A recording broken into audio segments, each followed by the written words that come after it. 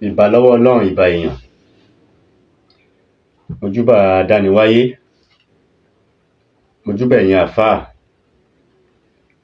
mo sì júbà ẹ̀yin babaláwo, mojúbà ẹ̀yin wòlíì, ẹ̀yin ìyá àbíyè, gbogbo yín mojúbà yín o. Ẹ má jẹ́ kí n tẹnu gbó bí ọ̀wọ̀, torí bọ́mọdé bá rúbà àròkò dalẹ́. Èmi ọmọ yín náà ni Dr. Aviz Abolade ọmọ Aramide. Ẹ káàárọ̀, ẹ káàsán, ẹ káalẹ́, níbikíbi tí ẹ bá ti ń wò mí lónìí káàkiri àgbáyé. Ojú tí ẹ fi ń wò mí, ojú náà ò ní fọ́. Etí tí ẹ fi ń gbọ́ mi, etí náà ò ní di. Ìbànújẹ́ ó kéré ó tóbi, kò ní wọlé tọ̀ èmi àti yín o. Gbòrògbòrò ayé kò wá nílùú fún wa jó. Ṣé ẹ ti wá nǹkan fìdílé? Ṣé ẹ ti fìdílé nǹkan? Ẹ káàbọ̀ sórí ètò àṣírí lílewé àti egbò àwọn bàbá wa. Mo dúpẹ́ lọ́wọ́ yín lólùfẹ́ mi pátápátá. Ẹ̀yin tí ẹ ti subscribe, mo dúpẹ́ lọ́wọ́ yín o. Ẹ̀yin tí ẹ ti subscribe, ẹ dákun, mo bẹ̀ yín, ẹ bá mi subscribe, torí nǹkan tí mo fẹ́ lọ́wọ́ yín náà nìyẹn. Ẹ rí pé mi ò béèrè owó, àmọ́ nǹkan tí mo fẹ́ ni pé ẹ bá mi subscribe. Babaláwo la bá jẹ́ ni, pásítọ̀ ni wá ni, wòlíì, èyíkéyìí tá bá wò jẹ́, ẹ dákun ẹ bá mi share program yìí kó lè jẹ́ àǹfààní fún àwọn ẹlòmíì nínú ilé, torí pé ọ̀pọ̀lọpọ̀ ẹlòmíì ò mọ̀ pé ewé àti egbò ń bẹ. Ẹ má jẹ́ kí ọ̀rọ̀ mi pọ̀ ní àárọ̀ yìí. Eléyìí tí mo mú wá fún wa lónìí ni tí ọ̀tá bá pọ̀ lápọ̀jù fún wa, ọ̀tá lọ́kùnrin ni, ọ̀tá lóbìnrin ni. Ẹ ká gbìyànjú iṣẹ́ kékeré wò, ẹ ká gbìyànjú ẹ̀ wò. Á dúpẹ́ fún Ọlọ́run látara iṣẹ́. Tọ́tá bá pọ̀ ní o, tá bá lè ṣe iṣẹ́ yìí, tá bá ń lò ó kó tó tó ọjọ́ méje, ẹni tó bá fẹ́ gbèrò aburú sí wa, tó bá sa aburú sí wa, táburú bá bá a, kò sọ̀rọ̀ ńbẹ̀. Ẹni tó bá fẹ́ pa wá, tó bá wá rí kú he, Ọlọ́run ò bínú sí i. Nígbà táwọn bá ti porí èèyàn láì dáa, tó bá ti fẹ́ porí wa láì dáa, tọ́lọ́run bá wá ṣàì dáa fún un, kò sáburú ńbẹ̀, Ọlọ́run ò ní dà wá láàmú. Kí ni nǹkan tí a máa wá? Kí ni nǹkan tí a máa lò? Ẹ dákun, mo bẹ̀ yín lólùfẹ́ mi ní lóko lẹ́yìn odi, bá mi subscribe, bá mi share program yìí, bá mi like, kí ẹ comment. Ìfẹ́ tẹ́ ní sí mi tẹ́ fi ń wò mí ní gbogbo ìgbà, torí pé kò sí nǹkan tí mo fẹ́ sọ tí ẹ tí ì gbọ́ rí, kò sí. Ìfẹ́ lẹ ní sí mi, ẹ̀yin lólùfẹ́ mi pátápátá, nǹkan ò ní ṣẹ̀mí yín. A ní sìnkú aya, a ní sìnkú ọmọ, àwa náà pàápàá a ní dẹni àkọlẹ̀bù. Kí ni nǹkan tá a máa wá? Wọ́n ń pe ejò kan ní ejò paramọ́lẹ̀, ẹ ti mọ̀. Wọ́n ní paramọ́lẹ̀ kọ ọ̀rọ̀ wọ̀ sí. Ejò yìí ẹ lè bá pàdé nínú igbó, kì í gbé nínú igbó. Bí tí ejò yìí máa ń gbé, ibi igbó wẹ́rẹ́wẹ́rẹ́ tó wà lẹ́gbẹ̀ẹ́gbẹ́ ilé, bí táwọn èèyàn ti máa ń ṣeré, àwọn kéékèèké tó ti máa ń ṣeré. Torí ejò yìí, ejò tó burú ni, ìkà ni. Paramọ́lẹ̀ ẹ lè bá nínú igbó tó tóbi, igbó kéékèèké òun lẹ́ẹ̀ ti bá a. Ejò la máa wá, kò sí rà o, àfi tá a bá rí pa.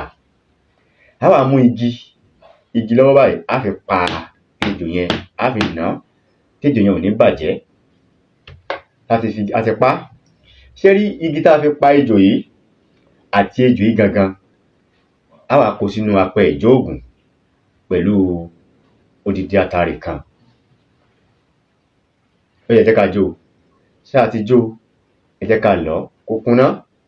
Tó bá ti wá lọ̀, tó bá ti kúnná, ẹ ká wá rọ sínú àdó atọ́ tàbí àdó tó tóbi tó ju àdó ìjámọ̀ lọ. Ẹ ti rọ síbẹ̀. A wá sokọ́, kò gbọdọ̀ kanlẹ̀ mọ́ o. A wá sokọ́ sókè. Ṣé a ti sokọ́? Bá ti wá sokọ́, a máa lọ síbi ẹbu yìí, a máa dà sọ́wọ́. Tó bá wù wá, a lè fi omi àwọn àlùjànnú, a lè fi lò ó. Tó bá wù wá, a lè fomi lásán ká fi lò ó.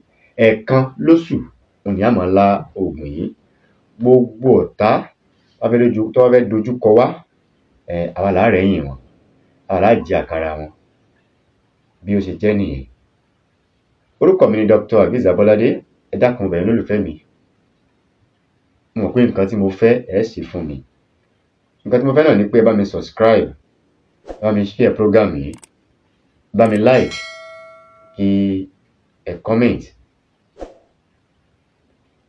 Ẹ lè fẹ́ pè mí sórí àwọn nọ́mbà mi 08039336675 08039336675 tàbí 08053133142 08053133142 nọ́mbà mi nìyẹn. Nǹkan tí ò bá yé yín ẹ láǹfààní àti béèrè ìbéèrè, màá ṣe àlàyé fún yín yékéyéké. In case of those that do not understand Yoruba language very well, if you are watching this program for the first time, my name is Dr. Aviz Abolade, the son of Baba Ramide. If you are new to this, subscribe to this channel. Make sure you turn your notification bell. Whenever I upload to this channel,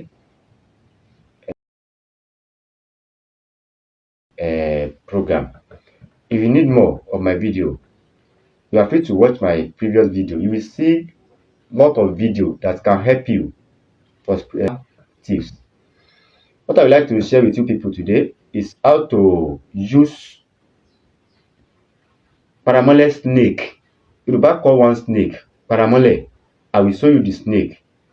How to use that snake to conquer our enemy.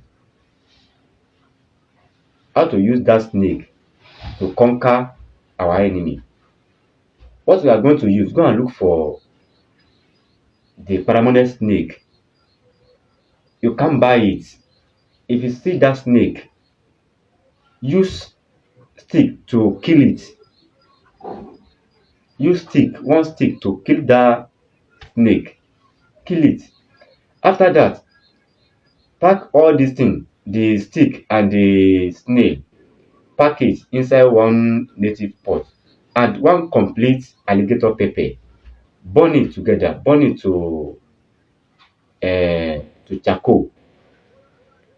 After that, grind it very well. Look for, Yoruba call one, this is the ado. Grind it, pack this thing, let it turn to powder. Pack it inside this ado, the type of this ado or the long one. Use rope, put rope for this side. Don't let it turn touch ground again. After you put this powder inside this ado, don't let it touch ground again. Look for nail am. If you want to use it once in a month,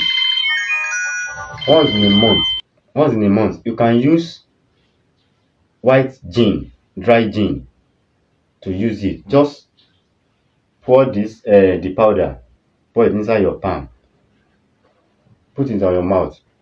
You can local gin or dry gin to drink it. Drink it once in a month. That is it. If you are watching this program, please don't forget to subscribe to this channel. Help me share this program. Drop your comment and like it. My name is Dr. Aviz Abolade. Thanks for watching. Bye.